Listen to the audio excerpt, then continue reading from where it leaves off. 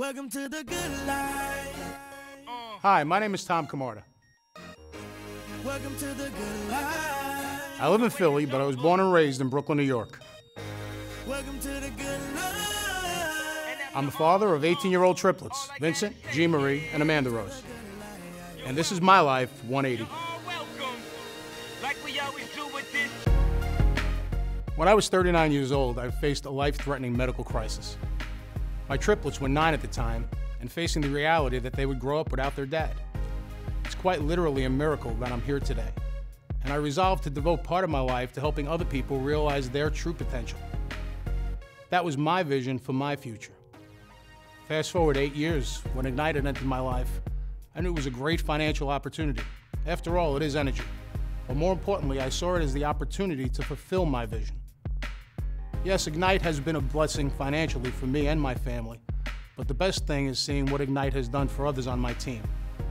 I hope I never have to face that type of serious personal challenge again, but it's taught me to never quit in life and in Ignite, and to appreciate every day as a gift. I'm Tom Camarda, and this is my life 180. To share his My Life 180 story, please welcome Senior Director Tom Camarda. All right, Ignite, here we are. Woo! How we doing, Ignite? Let's hear you. Come on, how we doing, Ignite? Woo! Whoa, here we are in Ignition. I can't believe this. This is unbelievable. Well, listen, I got a chance to do this once before, but I made a promise to somebody that's in this room today that if I was ever going to be able to do this again, I would have to say something to him. So if you guys don't mind me saying something to this, I'd greatly appreciate it. Thank you, God, my Father, for the opportunity you've given me, and thank you for bringing this company into my life.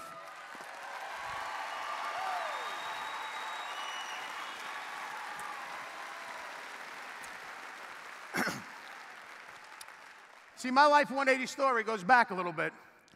It goes back to a little chubby Italian kid from Brooklyn, about 9 years old. So this 9-year-old little chubby Italian boy, and when I say chubby, picture this. 9-year-old little Italian boy, 196 pounds. Don't worry about that. It continues. Now, fast forward 30 years later to 39 years old. That little chubby, 196-pound, 9-year-old little boy became a 476-pound big man.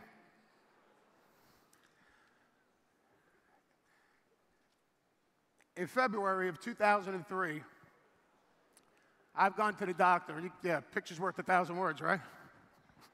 I still look at those ribs and I said, that was a party I had at my house, by the way, and it was called the Last Supper, and I'll tell you a little about that. But it was February of 2003 that I went to the doctor for a very, very odd reason. See, I went to the doctor because I didn't understand how come I couldn't eat as much as I would usually eat. You laugh, right? It's the truth, though.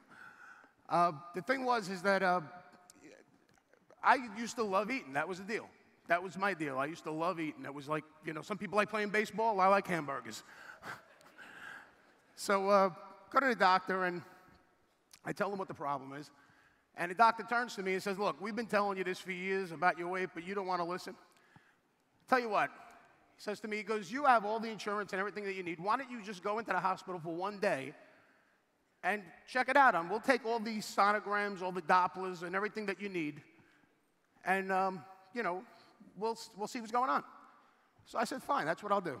Went into the hospital, made the appointment, went into the hospital for that one day, complete day in the hospital, taking all kinds of tests.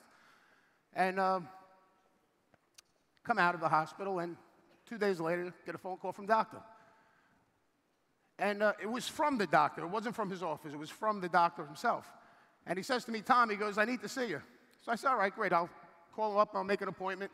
He goes, we got the results for the test. I said, well, I'll call up. I'll make an appointment. He goes, no, now. I said, now? I says, I'm a little bit busy right now. He goes, Tom, I need to see you now. And he hung up the phone. Well, I don't have to tell you, I dropped everything, right? And I go there. And he tells me this. He goes, look, we got the results. And we've been telling you this for years. He says, it's not good. Pretty much, this was now the beginning of March. And he was telling me that I wasn't going to make Christmas. I was going to be dead in about 8 months. And the reason why is because at 476 pounds, and the reason why I couldn't eat what I was accustomed to eating, is because the fat started growing inward. And 40% of every one of my organs was infiltrated with fat. I had acute sleep apnea, congestive heart failure, and everything was about to shut down. So I said, well, what do is there anything to do? And he says, yeah. He goes, you can take medication, but that's not going to be 100%. And he goes, and you're going to have to wear dark pants because you're going to be wetting yourself and you're going to start smelling and all this stuff's going to come out of your pores.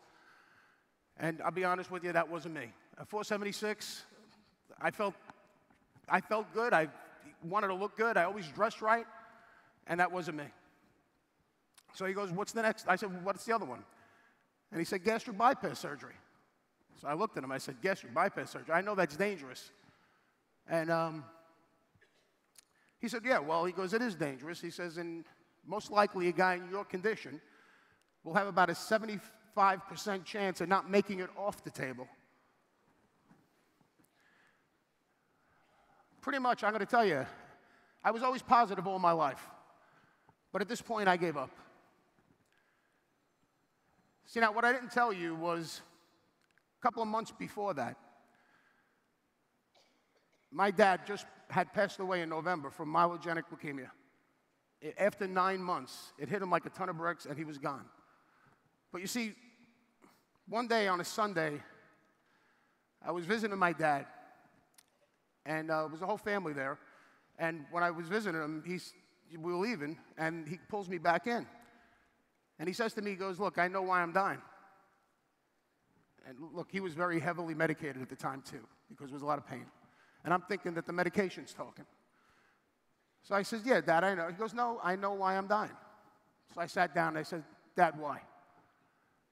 He says, I'm finished. I looked at him, I said, you're finished? He goes, yeah. He goes, I'm finished.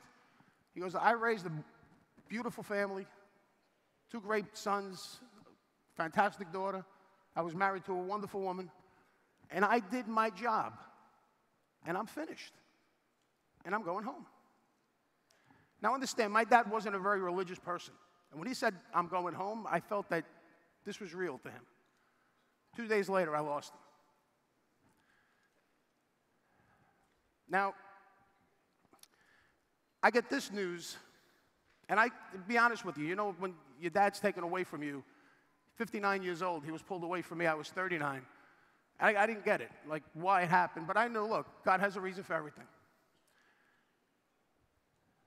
Now, I gave up, I went home, and I told my wife. Now, understand one thing, I'm the father of triplets. At that time, they were 9 years old. At that time, like I said, I was married, and I went home and I told my wife, and I said to her what was going on, and I said, the only thing is gastric bypass surgery, but, I could die. And she looks at me, she says, yeah, and? So I said, what do you mean, yeah, and? She goes, you're going to die anyway. Why don't go out kicking at least? You're going to just die like that, give up? And I said to her, you know what, it's a rough thing. She goes, you know what, you can't understand why God took your father away, and you're 39 years old. How do you think 3 9-year-olds are going to face this? How do you think they're going to feel about life? How do you think they're going to feel about God? How do you think they're going to feel about everything? And you know what? That woke me up. So I went finding a gastric bypass doctor. And we found one. It took me like about a month to do it. We finally found one, and I go to my doctor, and I give him his card, and I'm telling him what doctor it is. He calls the surgeon and gets on the phone with the surgeon and says, yeah, he goes, I want to talk about Tom Camarda's gastric bypass surgery. What's the date? And he said, November 31st. And my doctor, who told me go find somebody to do this, turns to the surgeon and says, well, you can cancel it. And I'm looking at him saying, what are you doing? You told me to go find a gastric bypass surgeon. I did, and you're telling him to cancel? And he was going like this to me. He said to the surgeon, he said, he won't be here November 1st, November 31st. So they moved the date back to July 31st. And that picture that you had seen was a picture of me at what I called a party. 150 people came to it, called the Last Supper. And the reason why I called it the Last Supper is because there was a 75% chance that I wasn't coming out of this. Now, could we put that picture up there for a second? I just want to get a quick cue of that picture. All right. Now, looking at that, I don't think is enough. Amanda, guys, put it together for my daughter, Amanda Rose.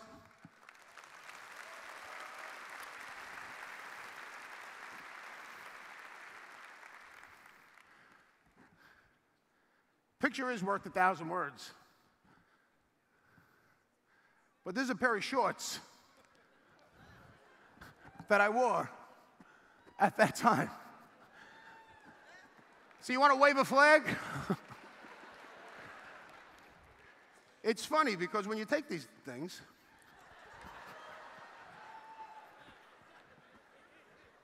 see, I could actually fit in one leg of these babies.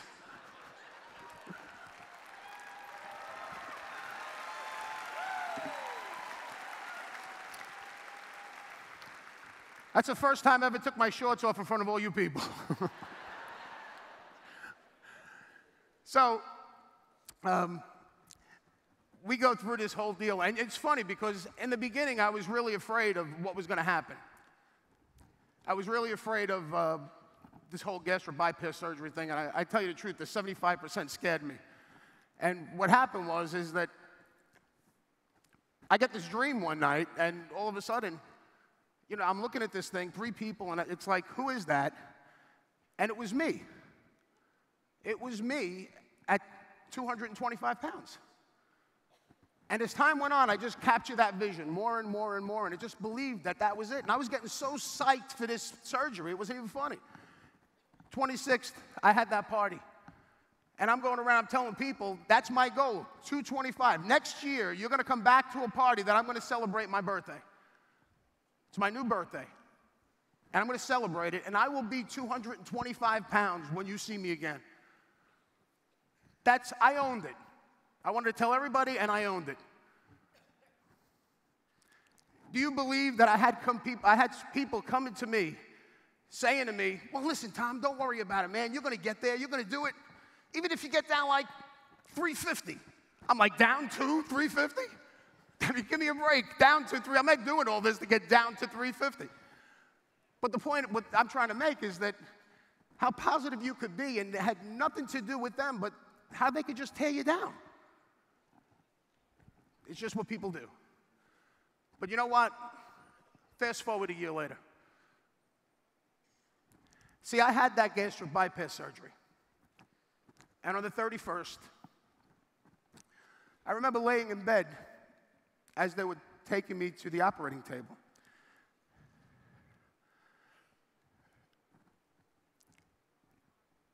And silently saying goodbye to my kids, because I didn't know if I was going to see them again. And they're rolling me into that operating room, and I was scared. I mean, there was no, you know, I mean, they didn't even put me out. I wish they would have put me out before they rolled me in. And I'm rolling down, and I'm just thinking, this is it. And I have a conversation with God all the time. And I just said to him, I said, like, look, get me through this. Just please get me through this. And all of a sudden,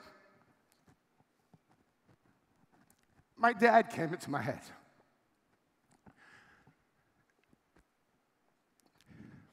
And my dad said, I'm finished. And I'm just laying there thinking about my kids and about my life and about what could happen and what will happen if I'm not there. And I just laying in that bed, and it just hit me. And I just shouted out, I'm not finished. I'm not finished.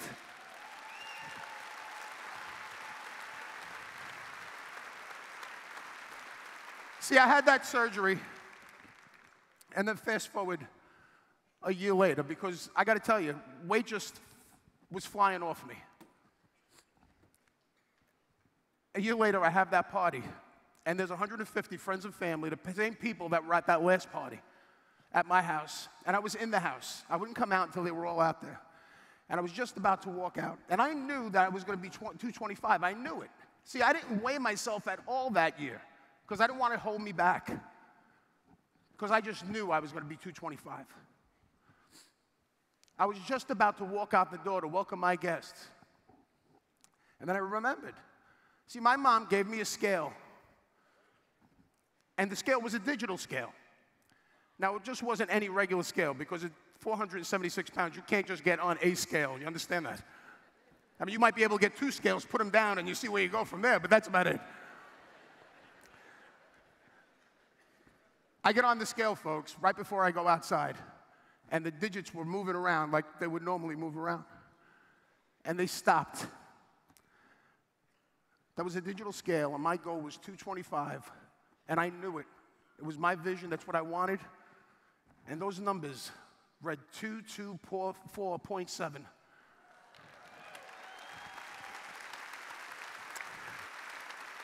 Folks, you see, it's about a vision. You know, everybody could be a dreamer, but the next step is having a vision. And it's funny, because going on to it, the vision I had for this business,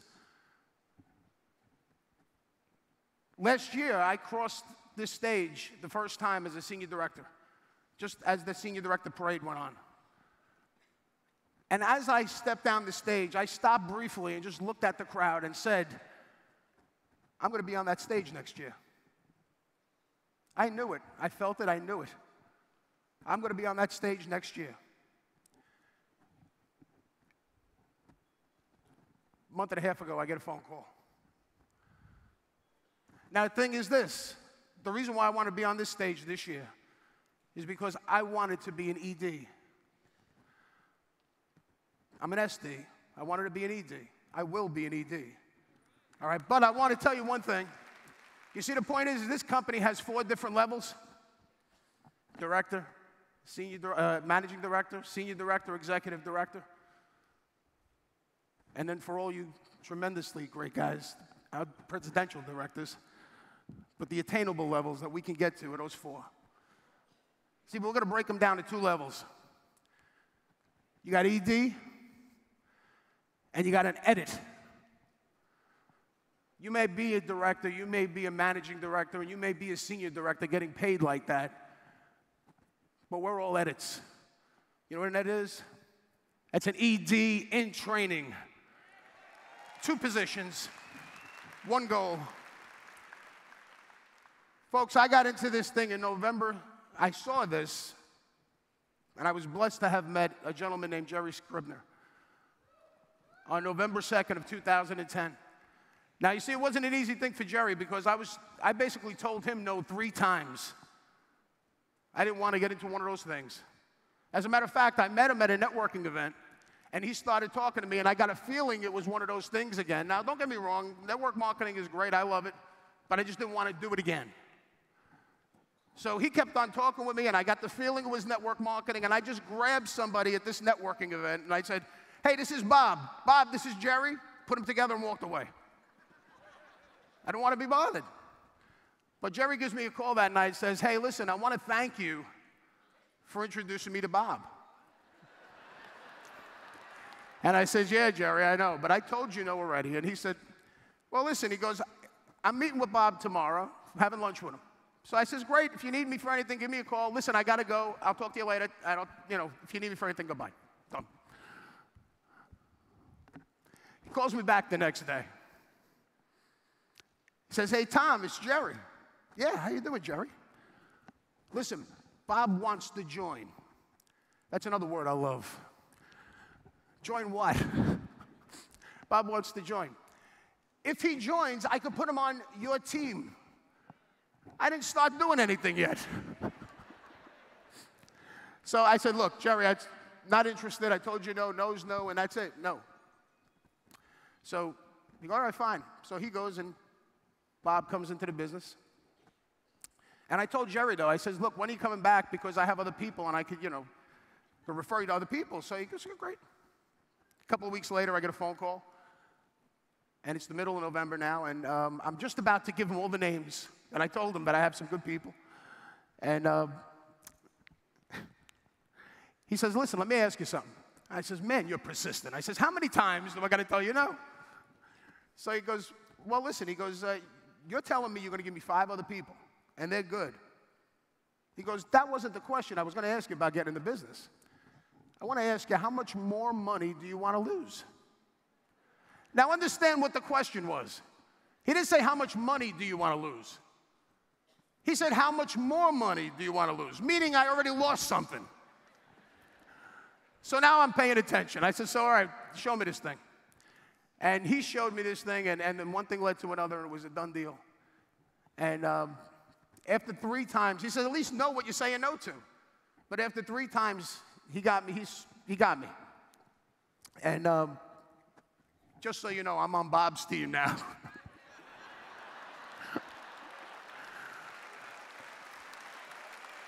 But I will tell you this, the beauty of this and how it touched my lives is, the thing is, remember when I was on that table and I said to God, just get me through this? I want to affect other people's lives. See, I didn't know that God needed me to wait 8 years to prepare me for this. Because you want to know something? The reason why this didn't happen to me 5 years ago, 4 years ago, 6 years ago, is simply because I wasn't ready. God brought Jerry into my life because I was ready. Ignite, I'm going to tell you one thing. When I was laying on that table, I did say, I'm not finished. But I will promise you, here at Ignite, I'm just getting started. That's my life 180. Now go live yours. Welcome to the good life. Welcome to the good life.